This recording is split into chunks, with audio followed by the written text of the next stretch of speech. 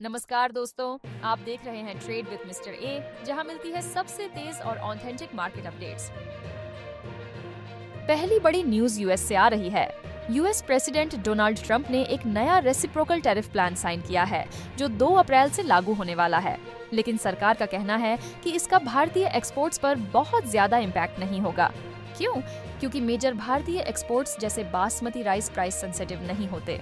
मतलब चाहे यूएस इन पर ज्यादा टैरिफ भी लगा दे, फिर भी डिमांड पर कोई खास फर्क नहीं पड़ेगा। लेकिन दोस्तों, ये सिर्फ गवर्नमेंट का कहना है। आपका क्या मानना है? क्या आपको लगता है कि भारतीय एक्सपोर्ट्स पर इसका इम्पैक्ट पड़ेगा? कमेंट्स में हमें जरूर बताएं। दोस्तों, दूसरी बड़ी खबर रूस से आ रही है। रूस के फॉरेन मिनिस्टर सर्गेई लावरोव का कहना है कि रूसी president Vladimir Putin India visit के लिए तैयारी कर रहे हैं। रूसी न्यूज एजेंसी टीएसएस की रिपोर्ट के मुताबिक पुतिन ने इंडिया के हेड ऑफ गवर्नमेंट का इनविटेशन एक्सेप्ट कर लिया है। खबर आ रही है ऑटो इंडस्ट्री से। टोयोटा मोटर कॉर्प से लेकर टाटा मोटर्स तक एशियाई कार मैन्युफैक्चरर्स का मार्केट कैपिटलाइजेशन $12 बिलियन से भी ज्यादा गिर चुका है। कारण यूएस प्रेसिडेंट ट्रंप ने ऑटो इंपोर्ट्स पर 25% टैरिफ इम्पोज कर दिया है, जो 2 अप्रैल से लागू होगा। अब सवाल ये है कि ये एशियाई कार कंपनियों के लिए कितना बड़ा झटका है। क्या ये टैरिफ्स कार इंडस्ट्री को और ज्यादा प्रेशर में डाल सकते हैं? वहीं अगर बात करें स्टॉक मार्केट्स की, तो कल बीएसई सेंसेक्स 317.93 पॉइंट्स यानी 0.41% की ग्रोथ के साथ 70,606.43 पर क्लोज हुआ। एनएसआई निफ्टी भी 105.10 पॉइंट्स यानी 0.45% से बढ़कर 23,591.95 पर बंद हुआ। हालांकि मार्केट की शुरुआत थोड़ी वीक थी, ग्लोबल क्यूज और यूएस ऑन्टो टैरिफ्स के कंसर्न्स की वजह से, लेकिन मीडिया और बैंकिंग सेक्टर्स की अच्छी परफॉर्मेंस ने लॉस को ऑफसेट किया। आगे बढ़ने से पहले अगर आप अभी तक हमारे चैनल को सब्सक्राइब नहीं किए हैं, तो जल्दी से सब्सक्राइब कर लें ताकि आप कोई भी अपडेट मिस न करें।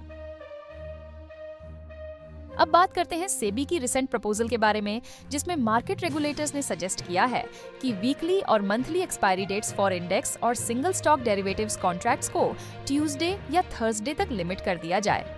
ये स्टेप लिया गया है ताकि मार्केट प्रेडिक्टेबिलिटी हो और इन्वेस्टर कॉन्फिडेंस को बूस्ट मिले।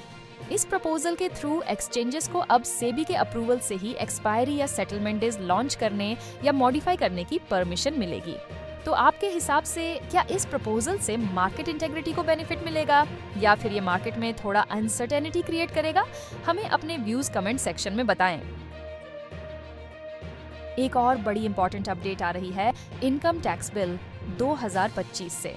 सरकार का कहना है कि टैक्स अथॉरिटीज को डिजिटल स्पेस या कंप्यूटर डिवाइस तक एक्सेस लेने का प्रोसेस सिर्फ सर्च और सर्वे ऑपरेशंस तक लिमिटेड रहेगा और यह आम टैक्स पेयर्स की प्राइवेसी को ब्रीच नहीं करेगा। ये पावर्स टैक्स अथॉरिटीज को पहले से थी, बस इस बिल में इन्हें रिटेरेट किया गया है। आपके हिसाब से ये एक जरूरी कदम है या ये पर्सनल प्राइवेसी पर अनावश्यक थ्रेट हो सकता है? अगर आपने व्हाट्सएप पर रीसेंट न्यूज देखी है, तो आपको पता होगा कि 250 करोड़ रुपए का टैक्स इवेजन एक्सपोज किया गया है और अब एनक्रिप्शन के हटाने पर 400 करोड़ रुपए का अनअकाउंटेड मनी भी पता चला है। इसमें 90 करोड़ रुपए से ज्यादा का क्रिप्टो एसेट है और यह नेटवर्क काफी लोगों का है। अब अपडेट है सरकार के बोरोइंग प्लान्स के बारे में। कल हमने सुना कि सेंट्रल गवर्नमेंट अगले फाइनेंशियल ईयर के पहले हाफ यानी अप्रैल से सितंबर के बीच बॉन्ड मार्केट से 8 लाख करोड़ रुपए बोरो करेगी। ये अमाउंट 14.82 लाख करोड़ रुपए के टोटल बोरोइंग टारगेट का 54% है। आपको क्या लगता है, क्या गवर्नमेंट का बोरोइंग प्लान इकोनॉमिक स्टेबिलिटी के लिए पॉजिटिव है या फिर इससे इन्फ्लेशन और इंटरेस्ट रेट्स पे कोई प्रेशर पड़ेगा? अपने कमेंट्स जरूर शेयर करें। और इस बोरोइंग में से 10,000 करोड़ रुपए रेज किए जाएंगे थ्रू सॉवरेन ग्रीन बॉन्ड्स। ये ग्रीन बॉन्ड्स का इश्यूएंस एनवायरनमेंट फ्रेंडली प्रोजेक्ट्स को फंड करने के लिए होगा। आगे बढ़ते हैं, खबरों में खबर है एक नई लॉन्च के बारे में। हाँ, आज आइचर मोटर्स ने अपनी नई रॉयल एनफील्ड क्लासिक 650 को लॉन्च किया है और गेस क्या, इसकी स्टार्टिंग प्राइस है 3,37,000 रुपए। काफी प्रीमियम, राइट? इस बाइक के 4 कलर्स हैं, वल्लम रेड, ब्रंटिंगथॉर्प ब्लू, टील और ब्लैक क्रोम। यह बाइक क्लासिक 350 के मैनफ्रेम जियोमेट्री पर बेस्ड है और एक ऑप्शन भी है पिलियन सीट और रैक रिमूवल का। वही इंडसइंड बैंक के इन्वेस्टर्स के लिए एक और टेंशन वाली न्यूज। PwC की एक प्रोब ने बैंक के फाइनेंशियल्स पर बड़ा सवाल उठाया है, जो डेरिवेटिव इंस्ट्रूमेंट्स की अकाउंटिंग प्रैक्टिसेस से रिलेटेड है। इस वजह से इंडसइंड बैंक ने एक फोरेंसिक ऑडिट का ऑर्डर दिया है। मतलब कहीं ना कहीं बैंक के फाइनेंशियल्स पर प्रेशर है। लेकिन दोस्तों, ऐसे ऑडिट्स इन्वेस्टर्स के ट्रस्ट के लिए कितने जरूरी होते हैं? क्या आपको लगता है कि ये ऑडिट इंडसइंड बैंक के लिए अच्छा होगा या मार्केट में और पैनिक बढ़ सकता है?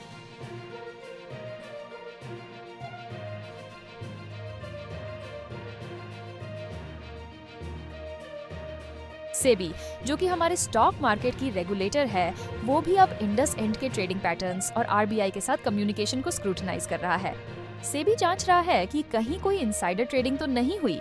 आपके हिसाब से ऐसे न्यूज़ को देखते हुए आप किस प्रकार के रेगुलेशंस की उम्मीद करते हैं? बहुत सारे ट्रेडर्स को ये बात चिंतित कर सकती है और हम भी आपके विचार जानना चाहते हैं। तो दोस्तों, आज की मार्केट अपडेट यही थी।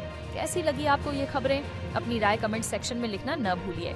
और हाँ, अगर आप चाहते हैं कि आपको हर दिन ऐसी ही न्यूज़ मिलती रहे, तो चैनल को सब्सक्राइब कीजिए और बेल आइकन दबा दीजिए ताकि कोई भी अपडेट मिस न हो। मिलेंगे कल नए अपडेट्स के साथ। तब तक के लिए हैप्पी ट्रेडिंग।